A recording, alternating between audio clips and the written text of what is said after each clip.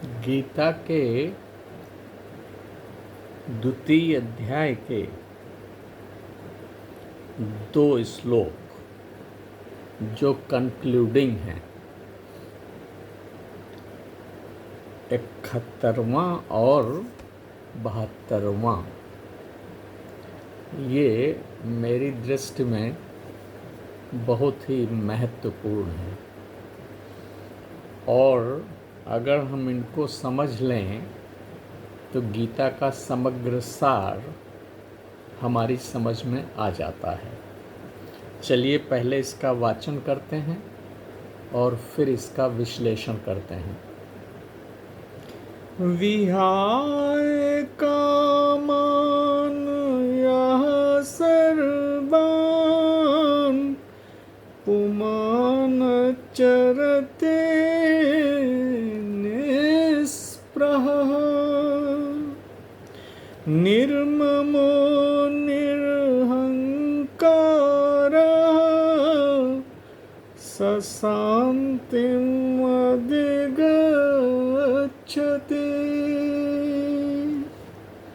एषा ब्राह्मी स्थितिः पार्थनैनां प्राप्य विमुह्यते स्थित्वा स्यामुअन्तकाले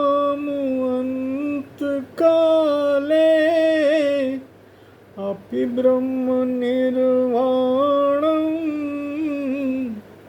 रीच्छते।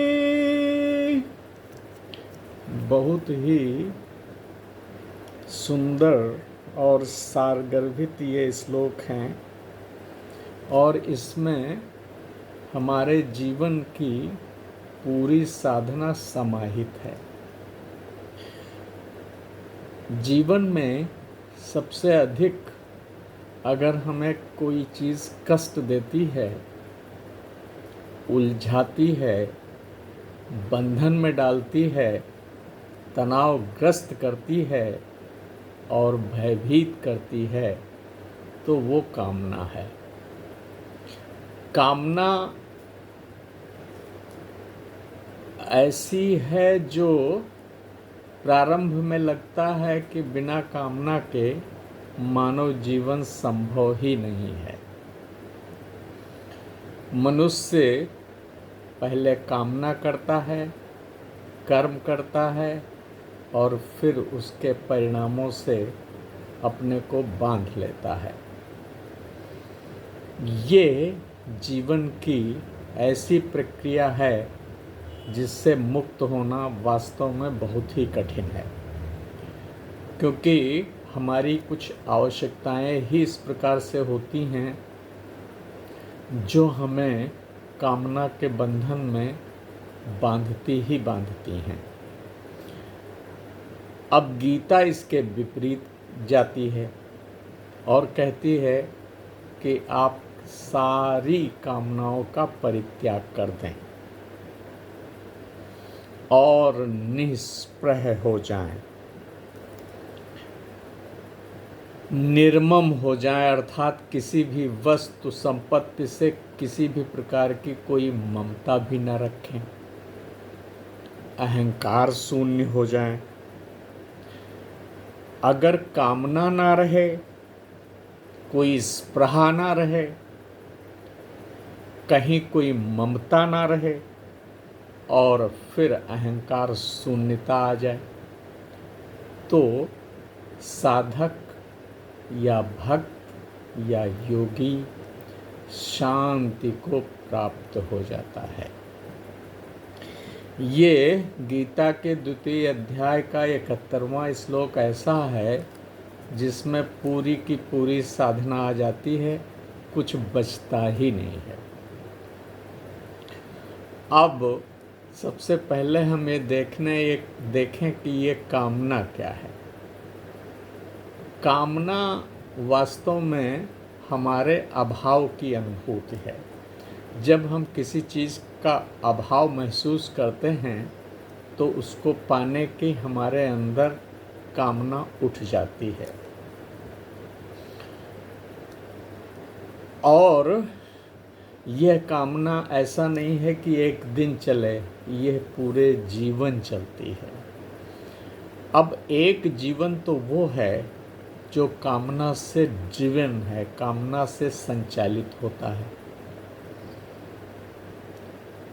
गीता ऐसे जीवन की बात करती है जो कामना से संचालित नहीं होता है। अब यह मनुष्य की समझ में आना बहुत कठिन है कि क्या ऐसा जीवन भी संभव है जिसमें कामना न हो, कर्म हो और कामना न हो। ऐसा जीवन कैसे संभव है? तो इस कामना शून्य कर्म की अवस्था को प्राप्त करने के लिए प्रारंभ तो कामना से ही करना होता है और कोई विकल्प है भी नहीं। तो प्रकृति पहले मनुष्य को ट्रेन करती है कामना से कि आप कामना करिए, संकल्प करिए, कर्म करिए और कर्म के फलों का आनंद लीजिए। ये अज्ञानमयी प्रकृति की प्रारंभिक अवस्था है।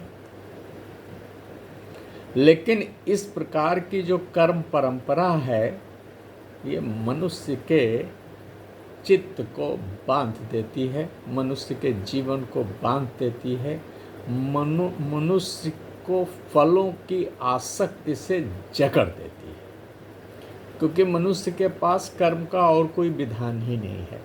उसके पास सिर्फ एक विधान यही है कि वो कामना करे, संकल्प करे, कल्पना करे, कुछ विकल्प चुन ले, कर्म करे और फिर उससे सिद्धि प्राप्त करे, उससे सफलता प्राप्त करे, उसका परिणाम चाहे जो भी हो। ये लेकिन प्रकृति की प्रारंभिक अवस्था है, ये उसकी प्रारंभिक रीति है। यह अंतिम रीति नहीं है, ये अंतिम बात नहीं है प्रकृति की। प्रकृति के पास एक विकल्प और है, लेकिन जब तक मनुष्य को वो इस प्रकार से प्रौढ़ नहीं कर लेती, तब तक वो दूसरे विकल्प पर नहीं जाती है। क्योंकि प्रारंभ से ही अगर किसी को ऐसा कर्म सिखाया जाए जिसमें कामना हो ही ना, तो उसके लिए कर्म करना ही असंभव हो जाएगा। तो कामना हमको परिपक्व भी करती है, इसलिए कामना बिल्कुल नकारात्मक वस्तु नहीं है। क्योंकि ये हमारे प्रकृति का प्रारंभिक पाठ है जिसको आपको पढ़ना ही पड़ेगा। क्योंकि जब आप कामना से कर्म की विधि सीख लेते हैं तो प्रौढ़ता के बाद ऐसा संभव हो सकता है कि बिना कामना के भी हम कर्म कर सकते हैं। अब जो गीता की कर्म विधि है, वो जो हमारी संस्कारों से आई हुई कर्म विधि है, उससे बिल्कुल अलग है। अब इसको हमको समझना होता है। प्रश्न उठता है कि हम ऐसा क्या करें जो हमारे अंदर किसी भी प्रकार के अभाव की अनुभूति ना हो और हमें किसी भी प्रकार की कामना न करनी पड़े। कर्म हो, कामना ना हो, कर्म हो, फलासक्ति ना हो, कर्म हो, ममत्व ना हो, कर्म हो, अहंकार ना हो। तो गीता की ये विधि बिल्कुल अनोखी है और ऐसी विधि है जो मनुष्य को दुख, तनाव, बोझ और मृत्यु से मुक्त करती है। ये वो विधि है जो आपको निर्वाण की ओर ले जाती है। ये वो विधि है जो आपको ब्रह्म निर्वाण तक उठा ले जाती है। तो इसमें कुछ अनोखापन है। इसमें एक सामान्य बात नहीं है और न ये कर्म की सामान्य विधि है। यह अनोखी विधि है, यह एक अलौकिक विधि है और यह एक ऐसी विधि है जिसमें मानव चेतना के सारे बंधन कट जाते हैं, कर्म होता है और वह बंधन में भी नहीं होता। तो गीता इस चीज़ का सबसे ज़्यादा ध्यान रखती है कि मनुष्य का कर्म कम ना हो, अधिक से अधिक हो।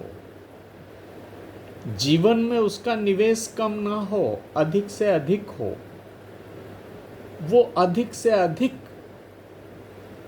अपने मंगल के लिए और विश्व के मंगल के लिए प्रयत्न करे, कर्म करे, अपना निवेश करे, अपने को उसके लिए आगे बढ़ाए।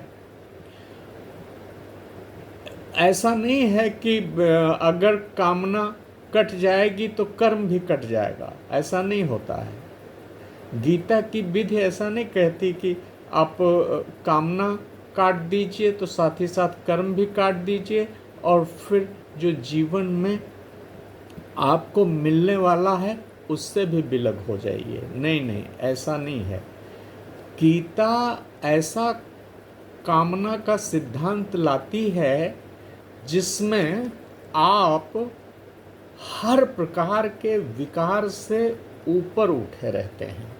आप इसमें अपने अहंकार को अतिक्रांत कर जाते हैं। आप अपने इसमें सारे विकारों को पार कर जाते हैं। तो इस चीज़ को हमें समझना होगा बड़ी गंभीरता से कि ये कैसे होता है। ये तब संभव है जब मनुष्य कामना के जालों को तोड़ता हुआ अपनी आत्मा में प्रवेश कर जाए और आत्मबोध कर ले। तो आत्मा की ज्योति आते ही ये कामना जो आपको चारों तरफ से घेरे रहती है, इसके सारे जाल टूटते हुए चले जाते हैं। क्योंकि आत्मा को कुछ नहीं चाहिए। आत्मा में अभाव शब्द है ही नहीं। आत्मा तो एक पूर्णता की स्थिति है, आत्मा तो अनंतता की स्थिति है, आत्मा तो सब कुछ पहले से ही प्राप्त करके बैठी है। यह अंतःकरण का जो तल है, ये जो शरीर का तल है, ये जो मन का तल है, ये जो बुद्धि का तल है, अभावों की अनुभूति का तो यही जो है तल है, यही तल है जहाँ अभावों की अनुभूति होती है। नहीं तो आत्मा का वो तल है जहाँ सारे अभाव जड़ से कट जाते हैं। आत्मा और अभाव ये दोनों परस्पर विरोधी शब्द हैं। आत्मा की अनुभूति होते ही हमें लगता है कि हम सारी की सारी सृष्टि पा गए हैं। अब ऐसा कुछ नहीं है। इस सृष्टि और इस सृष्टि के पार भी, स्वर्ग और स्वर्ग के पार भी ऐसा कुछ अब बचा नहीं है जो हमें प्राप्त नहीं हो गया है। तो इसलिए कामना एक दोष है, कामना एक विकार है, कामना एक विकृति है, कामना एक अज्ञानमयी चेतना का प्रवाह है। जो ही आत्मबोध से आपकी सारी कामना नष्ट हो जाती है, वैसे ही आप मुक्त हो जाते हैं। तो मुक्त आत्मा नहीं, मुक्त आत्मा तो मुक्त प्रारंभ से ही है। अंतःकरण को कामना से मुक्त करना ही मुक्ति की अवस्था है। तो कामना मूल रूप में एक ऐसी स्थिति है जो अभाव लाती है, लेकिन अगर आत्मबोध हो जाए तो अभाव की सारी जड़ें कट जाती हैं और मनुष्य बिना किसी कामना के आनंद में नृत्य करता है। फिर किसी भी वस्तु से ममत्व क्यों रहेगा जब सारी चीज़ें उसकी हैं, सारा आकाश उसका है, सारे समुद्र उसके हैं, सारी आकाश गंगाएं उसकी हैं, तो सब कुछ उसी का है। तो ऐसे में उसके ममत्व का और अज्ञानमयी ममता का कोई अर्थ नहीं, क्योंकि सब कुछ उसमें है और वो सब में है। दूसरी चीज़ अहंकार काहे का, फिर सारी सृष्टि ही उसकी है, सब में वो व्याप्त है और सब कुछ उसमें व्याप्त है। तो ये जो आत्मबोध है, ये ही वो चीज़ है जिससे मनुष्य के सारे विकारों का क्षरण हो जाता है। और जब मनुष्य के अंदर न कामना बची, न कोई उसकी आंतरिक इच्छा बची, न उसको कुछ चाहने की उसकी वृत्ति बची, उसके अंदर किसी भी वस्तु के प्रति न तो कोई आसक्ति बची, न कहीं कोई उसका क्षुद्र अहंकार बचा जिसे कुछ खेलने के लिए अभी रहना है, तो वह मनुष्य परम शांत, परम गति, ब्रह्म स्थिति को प्राप्त हो जाता है।